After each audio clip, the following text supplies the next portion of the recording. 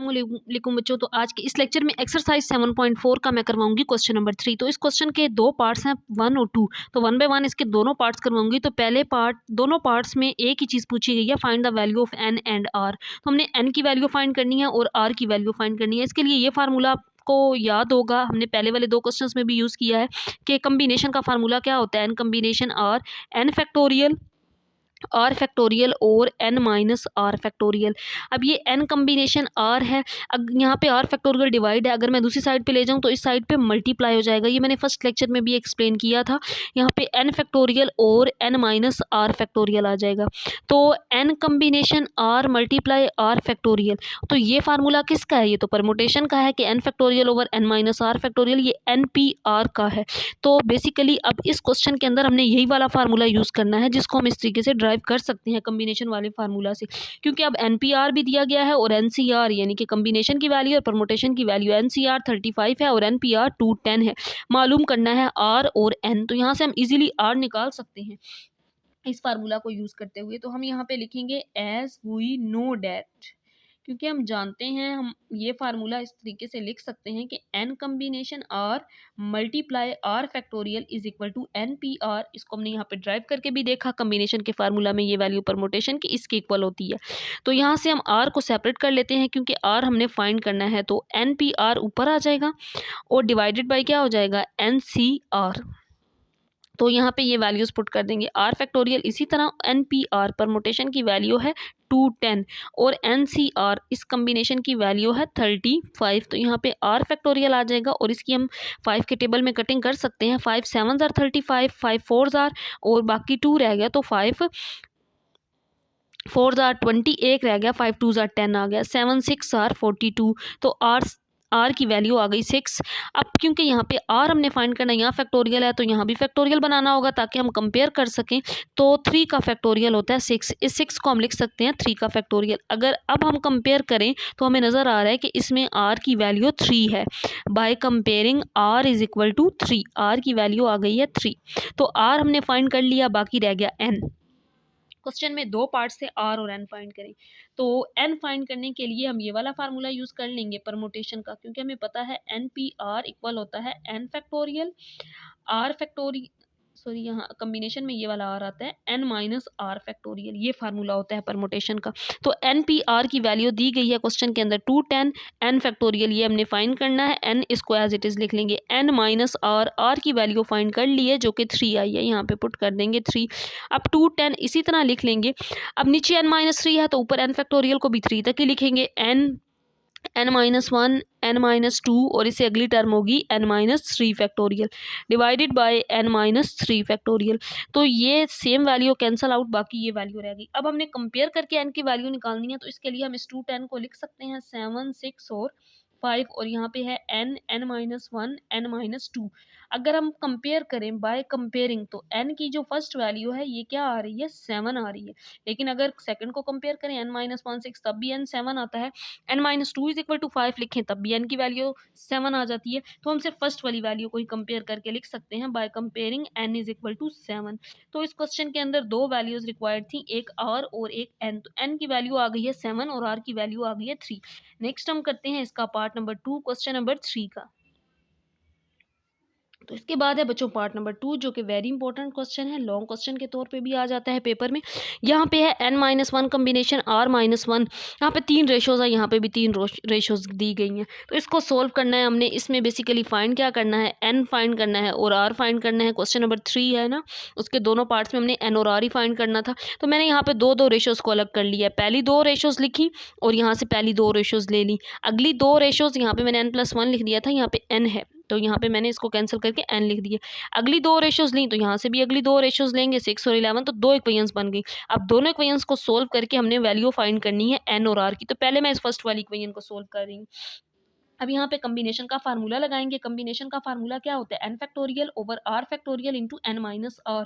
तो अब एन का फैक्टोरियल, तो एन की जगह पे एन माइनस वन है, इसका फैक्टोरियल ले लेंगे, डिवाइडेड बाय आर फैक्टोरियल। अब आर की जगह पे आर माइनस वन का फैक्टोरियल है। फिर फार्मूला में आता है एन माइनस आर, तो n minus one minus r. तो जब बाहर माइनस आएगा ना, अंदर आर माइनस वन है, तो ये वाला माइनस अंदर वाले इससे मल्टीप्लाई भी तो होगा, तो यहाँ पे प्लस आ जाएगा इसका फैक्टोरियल।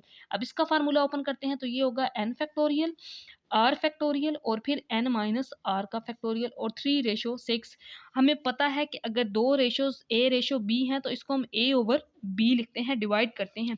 तो अब रेशो का यही मतलब है, इस वैल्यू को इस पर डिवाइड करेंगे, तो एन माइनस वन का फैक्टोरियल आर माइनस वन का फैक्टोरियल और ये प्लस माइनस कैंसल आउट, बाकी एन माइनस आर फैक्टोरियल रह गया।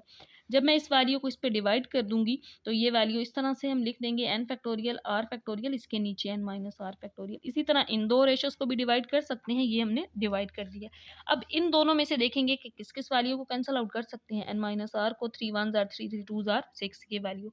अब इसको लिख लेते हैं। अब ऊपर तो एक एन माइनस वन फैक्टोरियल रह गया और आर माइनस वन का फैक्टोरियल। अब नीचे जो वैल्यू डिवाइड हो रही है ना, मैं इसको ऊपर ले जाती हूँ।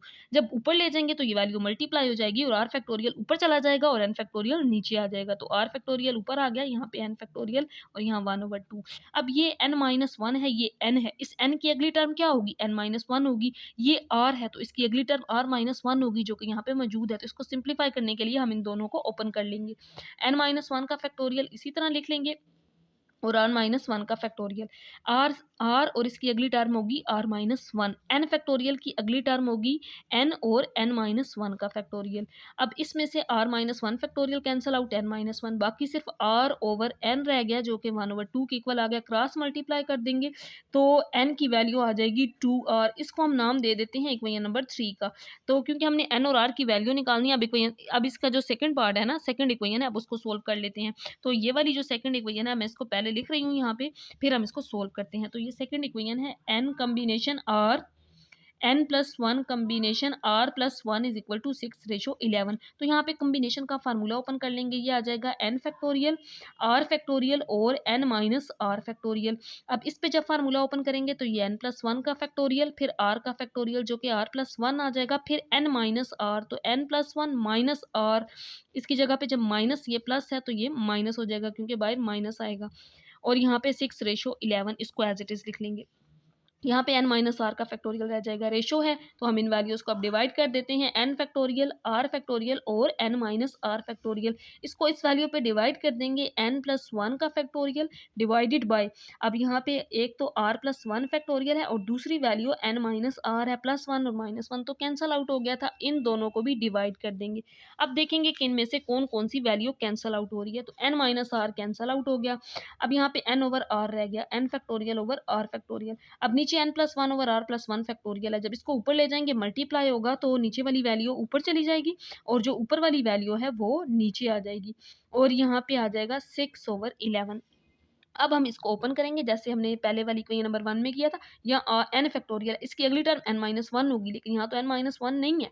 लेकिन अगर इसको ओपन करें n प्लस वन, तो इसकी अगली टर्म जो होगी ना वो n प्लस वन और माइनस वन होगी, तो यानी कि n फैक्टोरियल होगी, जो कि यहाँ पे मौजूद है। तो अब इस टर्म को हमने ओपन करना है, इसको एज इट इज रखना है। तो ये जो लास्ट वाली टर्म थी इसको मैंने यहाँ पे नेक्स्ट पेज पे लिख लिया। अब इसको सिंप्लीफाई करते हैं, n factorial over r factorial. अब इसकी जो अगली टर्म होगी आर प्लस वन है, इसमें से अगली टर्म एक माइनस कर देंगे, यहाँ पे माइनस वन, और फिर इसका फैक्टोरियल, और n प्लस वन है तो इसकी अगली टर्म क्या होगी, n plus one minus one, इसका factorial divide is equal to 6/11। ये plus one minus one cancel out, यहाँ r फैक्टोरियल रह गया और यहाँ n फैक्टोरियल रह गया। तो n factorial over r factorial multiply, यहाँ पे एक वैल्यू r प्लस वन है और इसके साथ r फैक्टोरियल रह गया, यहाँ पे n प्लस वन और इसकी अगली term n factorial which is equal to 6/11। अब r फैक्टोरियल से कैंसिल आउट, n फैक्टोरियल से कैंसिल आउट, तो यहाँ पे r प्लस वन रह जाएगा, यहाँ पे n plus one which is equal to 6/11। क्योंकि हमने r और n की वैल्यू फाइंड करनी है तो क्रॉस मल्टीप्लाई कर देंगे, 11r प्लस 11 आ जाएगा, यहाँ पे 6n प्लस 6 आ जाएगा। और इक्वेशन नंबर 3 हमने जो निकाली हुई है, इक्वेशन नंबर 3 ये है n is equal to 2r, तो इस इक्वेशन से अब यहाँ पे हम पुट कर देंगे इक्वेशन नंबर 3 को। इक्वेशन नंबर 3 क्या थी? n is equal to 2r, जहाँ n है वहाँ पे इसकी वैल्यू पुट कर देंगे। 6n की जगह पे 2r प्लस 6, तो 11r प्लस 11, इसी तरह 6 2 आर 12r प्लस 6, क्योंकि हमने r निकालना है तो इसको इस साइड पे ले आते हैं, इस कांस्टेंट को इधर ले आएंगे, तो 11 माइनस 6 हो जाएगा 12r, ये 11r इधर आकर माइनस हो जाएगा, 12 माइनस 6 करेंगे 5 आ जाएगा, और 12 में से जब 11 माइनस कर देंगे तो r आ जाएगा, तो r की वैल्यू आ गई 5। r की इस वैल्यू को इक्वेशन नंबर 3 में पुट कर देंगे तो n की वैल्यू आ जाएगी, पुट इन 3। इक्वेशन नंबर 3 थी n is equal to 2r, तो यहाँ पे इसकी वैल्यू पुट कर देंगे। r की वैल्यू आई है 5, तो n की वैल्यू क्या हो जाएगी? 5 2 10। तो इस क्वेश्चन के अंदर n और r यही दो वैल्यूज फाइंड करनी थी। r की वैल्यू 5 आ गई है और n की वैल्यू 10 आ गई है।